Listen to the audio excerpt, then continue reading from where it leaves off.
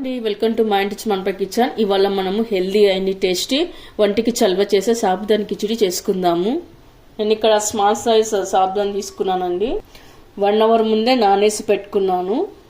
కడాయి పెట్టుకొని 2 table spoon oil వేసుకున్న తర్వాత మినపప్పు వేసుకుందాము, జీలకర్ర, ఆ తర్వాత ఆనియన్, గ్రీన్ చిల్లీ, పసుపు, సాల్ట్, బఠానీ, క్యారెట్, పొటాటో. ఇప్పుడు వెజిటేబుల్స్ అన్ని కాస్త మధ్య వరకు కలుపుకొని పెట్టుకోవాలి. తర్వాత ఇప్పుడు మనం గంట ముందు నానేసి పెట్టుకున్న సాబుదాన్ని వేసుకుందాము. ఇప్పుడు ఒకసారి బాగా కలుపుకొని పెట్టుకోవాలి.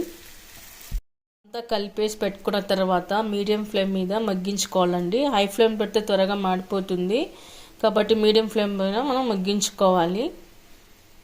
కొద్దిగా సాల్ట్ వేసి కలుపుకొని పెట్టుకుందాము. ఇప్పుడు సాబుదాన్ని కాస్త మగ్గి కలర్ మారిన తర్వాత మనం వేయించి పొట్టించిన పల్లీల పొడి వేసుకుందాం. ఇప్పుడు ఒకసారి అంతా కలుపుకొని పెట్టుకోవాలి. ఇలా అంతా కలిపి పెట్టుకున్న తర్వాత నిమ్మరసం వేసుకోవాలి. ఈ కిచిడి చాలా టేస్ట్గా చాలా అద్భుతంగా ఉంటుందండి. చాలామంది చిన్నపిల్లలు కూడా ఇష్టపడతారు. మా ఇంట్లో పిల్లలకైతే చాలా ఇష్టం ఇది.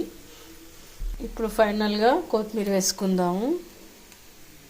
ఓకే అండి, చూసారుగా టేస్ట్ మాత్రం చాలా అద్భుతంగా ఉంటుందండి. మళ్ళీ మళ్ళీ తినాలనిపిస్తుంది, అంత టేస్ట్గా ఉంటుంది. మీరు కూడా ఒకసారి ట్రై చేయండి. మీకు ఎలా కుదిరిందో కామెంట్స్లో పెట్టండి. లైక్ చేయండి, షేర్ చేయండి. తప్పకుండా మన ఛానల్ని సబ్స్క్రైబ్ చేయండి. Thank you for watching. సాబుదాని కిచిడి వంటికి చల్వ చేయడమే కాకుండా తక్కువ శక్తిని, బలాన్ని కూడా ఇస్తుందండి. ఇది అన్ని వయసుల వారు తినవచ్చు.